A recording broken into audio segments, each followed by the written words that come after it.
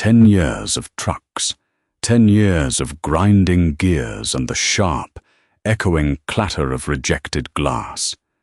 Everyone in town thought the local bottling plant had buried Cora's farm under a mountain of worthless chipped jars. They didn't know they had just handed her a $400,000 empire. The sound of the Miller bottling truck pulling away was a distinct, rattling wheeze. Cora stood on the sagging front porch of her farmhouse, wiping a streak of grease from her forehead with the back of a canvas glove.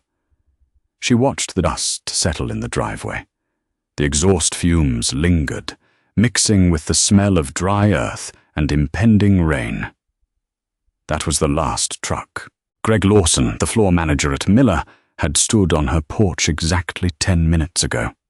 He wore a crisp polo shirt that looked entirely out of place against the backdrop of peeling white paint and rusted gutters. He had handed her a final check for $300 and a clipboard with a termination of contract. "New corporate policy, Cora," Greg had said, his voice carrying that practiced, hollow sympathy of middle management. "We're moving to a recycling facility out of state. They handled the defective units in-house. We won't need the barn anymore." Cora hadn't yelled. She had just looked at the check. $300. It wouldn't even cover the interest on the tractor loan this month. "And the glass already in the barn?"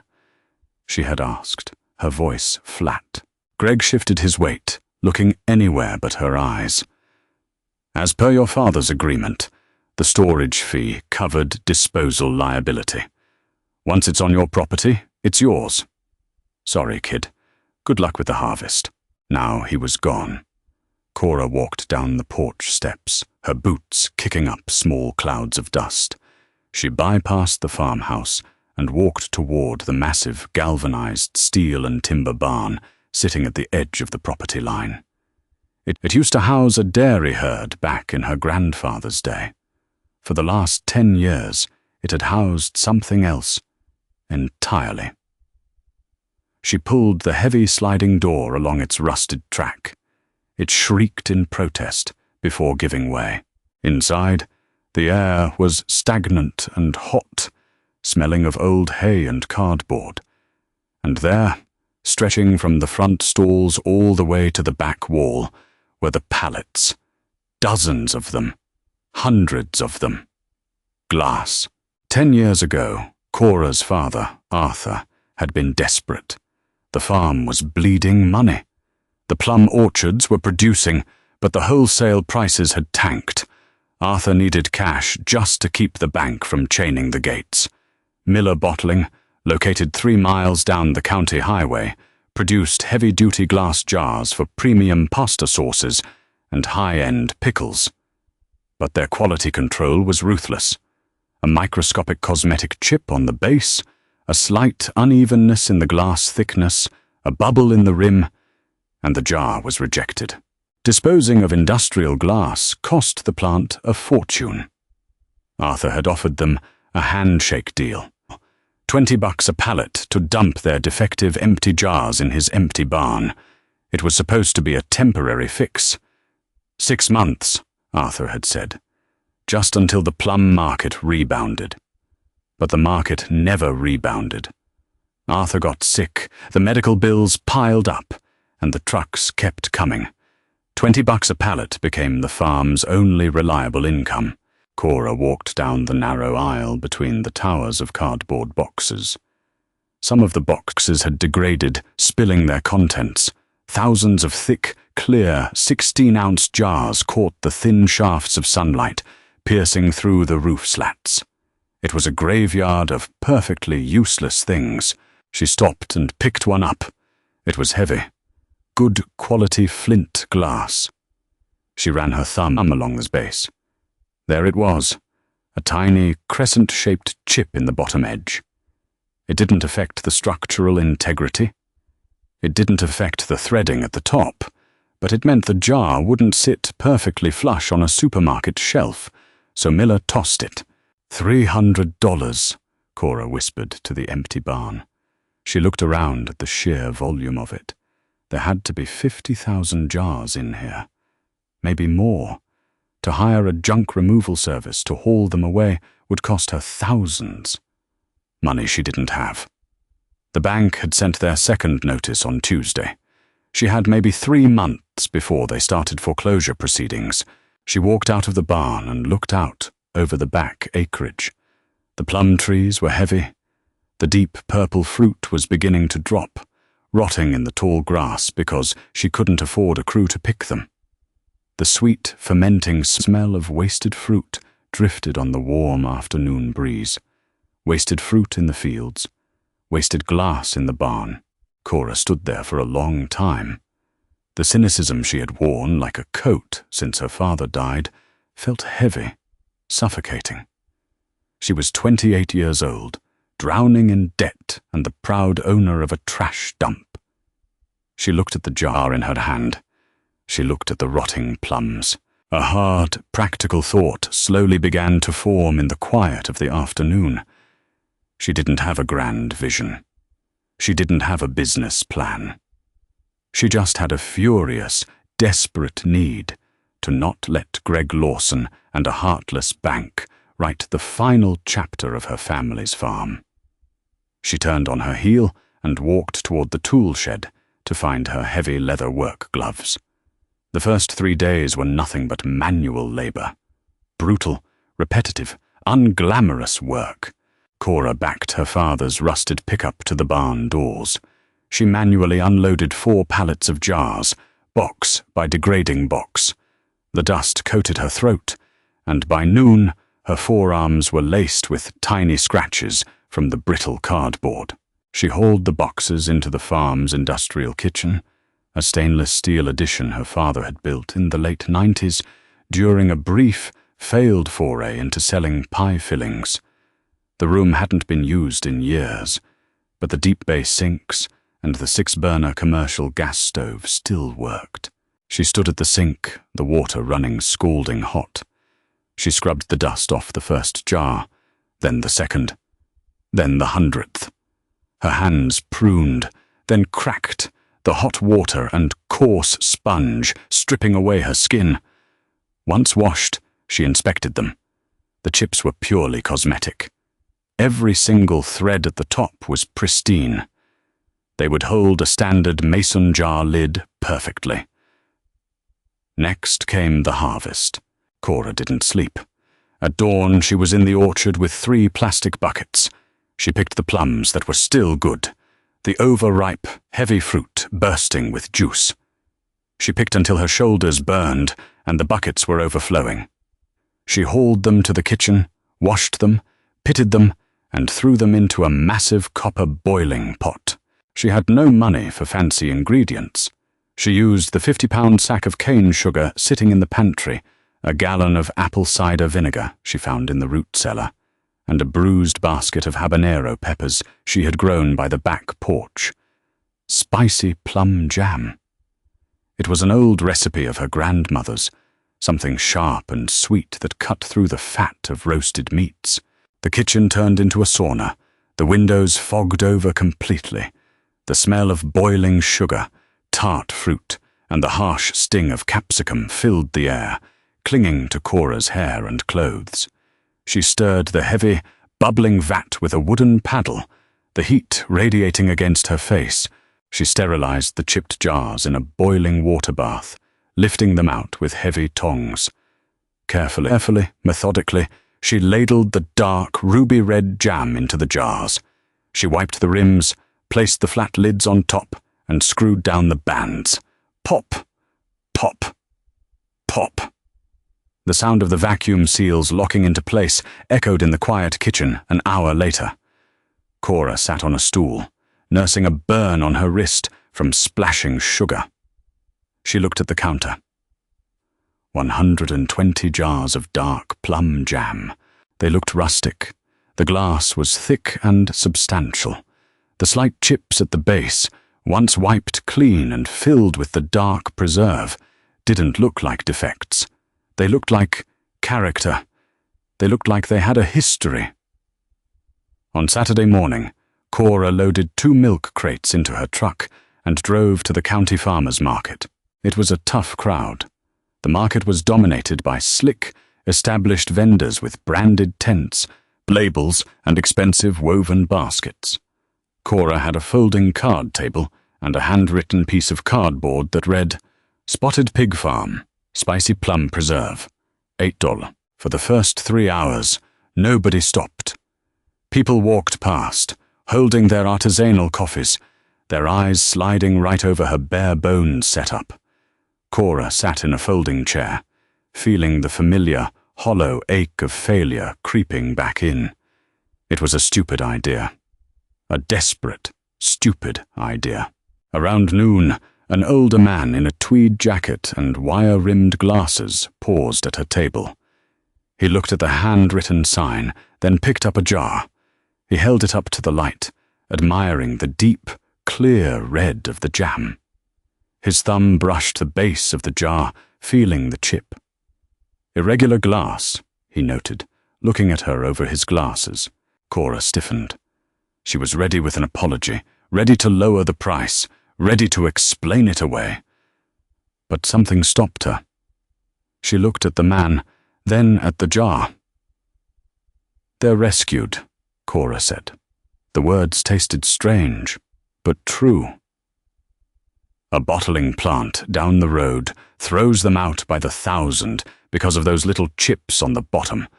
Nothing wrong with the seal, nothing wrong with the glass, just imperfect. I use them." The man raised an eyebrow. "Is that so? And the jam? Grown on my farm. Made it Thursday." The man nodded slowly. "I hate waste," he muttered. He opened his wallet and handed her a $10 bill. "Keep the change. If it's half as honest as the packaging, I'll be back."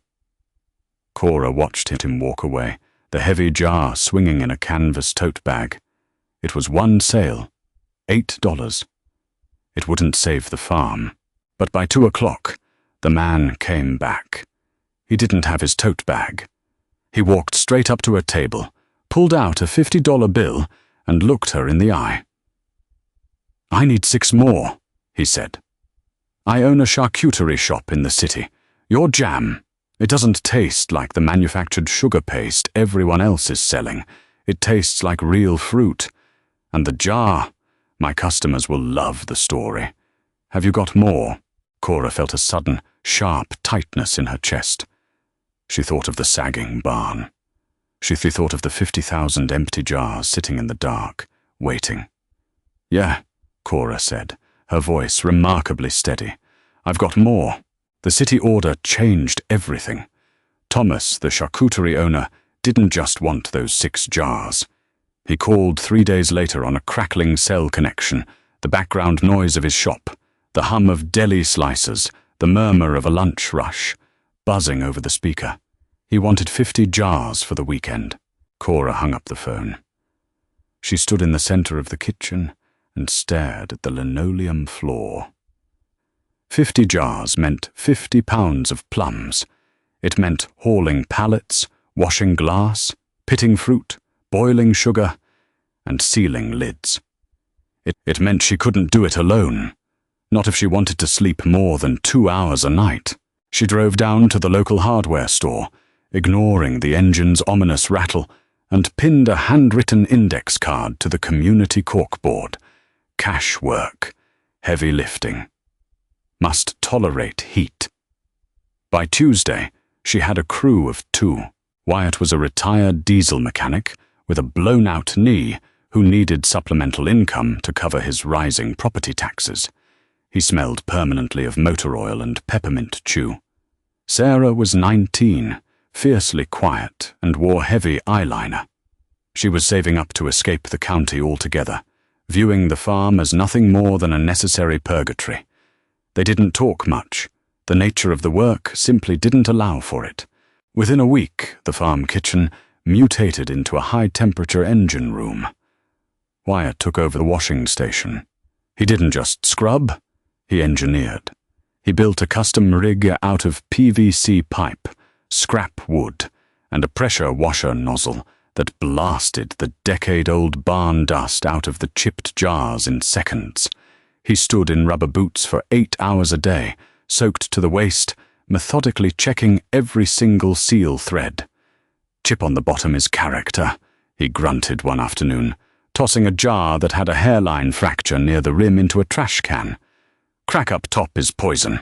Sarah was unnervingly fast with a paring knife. She sat on an overturned milk crate, earbuds in, ripping through crates of plums.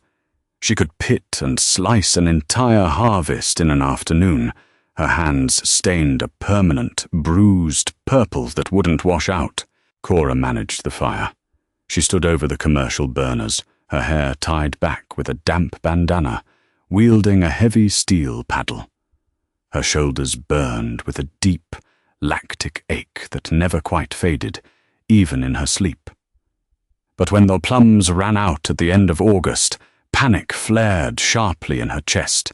The momentum was just building. The bank was still breathing down her neck. The 50 jars a week paid the utility bills and covered Wyatt and Sarah's wages. But it didn't touch the heavy principal on the loan. She needed more product. She needed it cheap. She walked the back acreage at dawn, the dew soaking her boots. She bypassed the empty plum trees and found the neglected rows of green tomatoes her father had planted as an afterthought years ago. They were rock-hard, terribly tart, and entirely unsellable to conventional grocers. Cora hauled them in by the wheelbarrow. She chopped them aggressively, threw in yellow mustard seed, celery salt, and a heavy, burning pour of apple cider vinegar. The boiling vinegar vaporized in the hot kitchen, stinging their eyes and making Sarah cough. But the result was a revelation. Green tomato relish. It was sharp, highly acidic, and perfectly suited to cut through the rich, fatty cured meats Thomas sold in the city. With a new product came the problem of branding. Custom-printed labels were wildly expensive. Cora bought rolls of plain brown craft paper and ordered a custom rubber stamp from a discount office supply site. The stamp was simple: black ink pressed hard onto the rough textured paper. Spotted pig salvage small batch, rescued glass, real dirt. She stamped every label by hand at the kitchen table, usually past midnight, her eyes heavy. Sometimes the ink smudged. Sometimes she pressed too hard and the lettering bled. Sometimes it was slightly crooked. It didn't matter. Thomas's customers ate it up. The urban market was exhausted by hyper-polished, focus group-tested food brands with slick, minimalist typography. They wanted authenticity. They wanted the grime. When Thomas stood behind his counter and told them the jars were literal factory rejects, glass saved from a landfill by a desperate farmer out in the sticks, they didn't ask for a discount. They asked for more. Word of mouth acts like a slow-burning fuse. For 3 months, it hissed quietly. Thomas recommended the relish to a friend who owned a boutique burger joint. That friend ordered 100 jars of the spicy plum jam to use as a signature glaze. Then, the fuse hit the powder. It happened on a Thursday. Sarah pulled an earbud out and shoved her cracked smartphone across the prep table toward Cora. "Look at this," she said. It was the most she had spoken all week. A mid-tier food and lifestyle blogger from the city had visited Thomas's shop, bought a jar of the green tomato relish, and posted a glowing 5-paragraph review. The focus wasn't just the taste, it was the packaging. "The ultimate zero-waste pantry staple," the post read, accompanied by a high-resolution photo of Cora's crooked, ink-smudged label. "A masterclass in sustainable upcycling. You can taste the defiance in every bite." Cora didn't know what sustainable upcycling meant. To her, it just meant not freezing in the dark this winter. The bare-bones website she had built using a free template crashed 3 hours later. When she finally got it back online by upgrading the server hosting with her last $50, her inbox was choked. It wasn't just individual orders anymore. It was wholesale inquiries, independent grocers, gourmet delis, high-end farm-to-table restaurants asking for freight shipping quotes. She walked out to the barn that evening. The sun was dipping below the tree line, casting long, fractured, orange shadows through the slatted walls.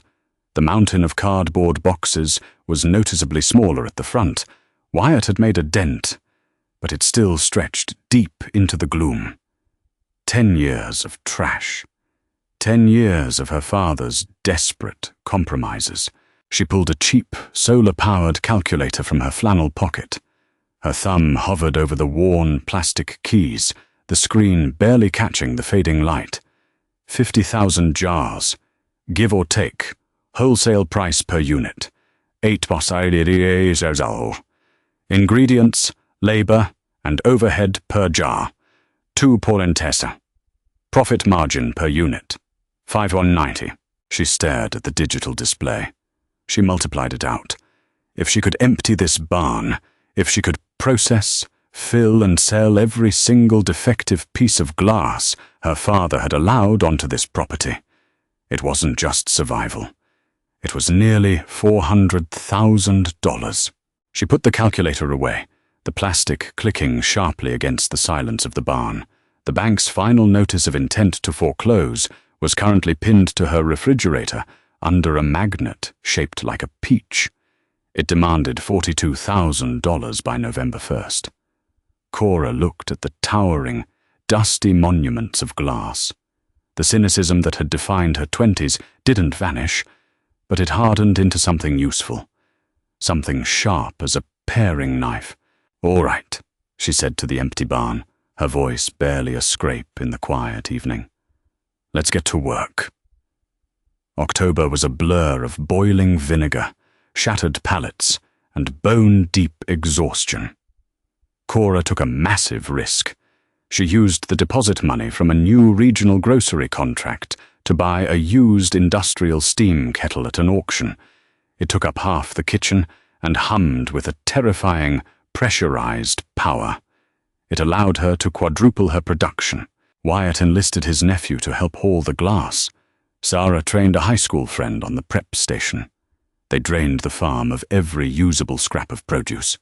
When the tomatoes were gone, Cora bought ugly, bruised apples from a neighboring farm for pennies on the dollar and turned out a spiced apple butter that sold out in 48 hours. The farm smelled permanently of cinnamon, vinegar, and hot metal. Cora slept in 4-hour shifts on the worn sofa in the living room. Her hands were scarred, her back ached with a dull, constant throb, and her bank account balance was climbing. On October 28th, 3 days before the bank's deadline, Cora drove her rusted pickup into town. She didn't go to the drive-through window.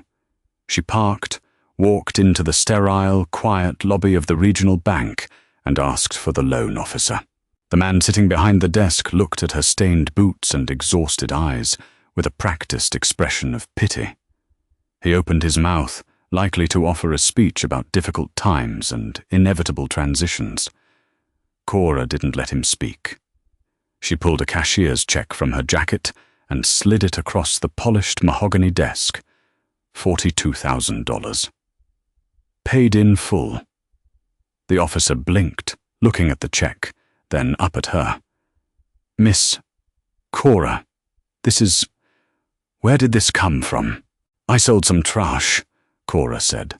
Her voice was entirely devoid of triumph. She was simply too tired. "The lien release. Mail it to the farm." She turned and walked out before he could process the paperwork. By spring, the dynamic of the farm had fundamentally shifted. The tractors were repaired. The orchard was pruned and ready for a healthy growing season. The kitchen was a certified, inspected commercial facility running 5 days a week, and the barn was half empty. It was a Tuesday morning when a familiar, crisp white SUV pulled down the dirt driveway. Cora was on the porch, nursing a black coffee and watching Wyatt load pallets of finished product into a freight truck. Greg Lawson stepped out of the SUV. He looked older, his polo shirt a little tighter, his hairline receding. He stared at the freight truck, then at the barn, then finally at Cora. He walked up to the porch steps, carrying a familiar, heavy glass jar with a black stamped brown label. "My wife bought this," Greg said, holding the jar of spicy plum jam up, "at a boutique grocer in the city. Paid $12 for it." Cora took a sip of her coffee. "Retail markups are brutal, Greg." Greg turned the jar over, running his thumb over the crescent-shaped chip on the base. "This is a Miller 600 series flint glass jar. It's a defective unit." "It's a spotted pig salvage jar," Cora corrected him mildly. "The defect is part of the brand." Greg looked toward the barn. Through the open sliding doors, he could see the remaining towers of cardboard. He did the math in his head. She could see his eyes widening as the realization hit him. "You're selling our garbage," he said, his voice a mix of awe and annoyance. "My garbage," Cora said. "You gave it to me, remember? The disposal liability. Once it's on my property, it's mine." Greg swallowed hard. He looked uncomfortable, shifting his weight just like he had on the day he terminated the contract. "Listen, Cora. The state recycling facility, they jacked up their rates. The logistics are killing us. I need a place to dump our rejected glass again." Cora set her coffee mug down on the porch rail. She looked out over the fields, green and vibrant in the spring sun. She thought about her father, taking $20 a pallet just to keep the lights on. She thought about the burned skin on her wrists and the aching joints of her crew. "I'm not a dumping ground anymore, Greg," she said. "I'll pay you," Greg said quickly. $30 a pallet. 50. Cora looked back at him. She didn't smile. There was no warmth in her expression, just the hard, pragmatic steel of a woman who had pulled herself out of the dirt with her bare hands. "You misunderstand," Cora said softly. "I'm a manufacturing facility now. I need raw materials. I'll take your defective jars." She paused, letting the silence stretch. "But I won't charge you for disposal. I'll take them for free. You save on freight and dump fees. I get free packaging." Greg stared at her. It was a terrible deal for a bottling plant, giving away perfectly good, if slightly flawed, raw material. But it was a brilliant deal for a manager desperate to slash his waste disposal budget. He knew he had no leverage. "Free," Greg repeated. "Drop them by the barn," Cora said, picking up her coffee. "Just make sure the boxes are stacked neat." She watched him walk back to his SUV, defeated but relieved. The engine started, and he drove away, leaving a faint cloud of dust in the driveway. Cora took a final sip of her coffee. The freight truck blasted its horn, fully loaded and ready for the city. She nodded to Wyatt, turned, and walked back into the kitchen. There was a mountain of glass left to wash, and the plums were almost ripe.